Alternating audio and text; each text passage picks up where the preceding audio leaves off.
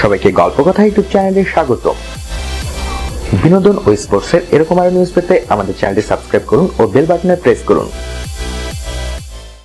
Bangladesh premier লিগের BPL টি-20 টুর্নামেন্টের ফাইনালে আঙ্গুলের ইনজুরিতে পড়েন সাকিব আল হাসান। তাই নিউজিল্যান্ডের বিরুদ্ধে ওয়ানডে ও টেস্ট সিরিজে অংশগ্রহণ করতে পারেননি এই অলরাউন্ডার। আঙ্গুলের ইনজুরি কাটানোর জন্য এখন পুনর্বাসনে রয়েছেন সাকিব।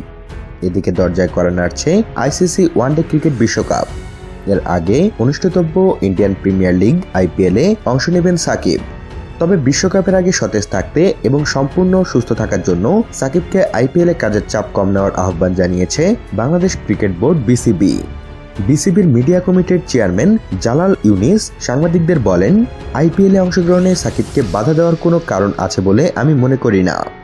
কারণ যখন একজন খেলোয়াড় সম্পূর্ণ সুস্থ থাকবে তখন সে যে কোনো খেলাতেই অংশ নিতে পারবে। তবে তাকে অবশ্যই মাথায় রাখতে হবে যেন ইনজুরি কবলে না পড়েন। আমরা ইতিমধ্যে তাকে আইপিএলে খেলার ছাড়পত্র দিয়ে দিয়েছি। ইউনিস বলেন, সাকিব সুস্থতা ফিরে পাচ্ছেন, তবে এখনও তাকে 10 দিনের বিশ্রামে রাখা হয়েছে। সঠিক সময়ের মধ্যে তিনি যদি পরিপূর্ণ সুস্থতা ফিরে পেতেন তাহলে তাকে নিয়ে ভাবা যেত। তিনি আরো বলেন, সাকিব যদি সুস্থতা ফিরে পান এবং চিকিৎসকরা যদি অনুমতি দেন তাহলে তার সুযোগ রয়েছে যে কোনো ফরম্যাটে খেলার।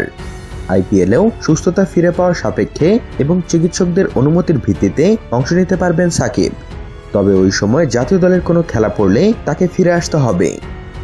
তিনি বলেন, ইনজুরির বিষয়ে আমরাও বেশ সতর্ক রয়েছি, যে কারণে আমরা তাকে বলেছি কোনো চাপ নিয়ে না খেলতে, সেটি আইপিএল হোক বা অন্য কোনো টুর্নামেন্ট, কারণ আমাদের প্রধান লক্ষ্য তাকে বিশ্বকাপে পাওয়া।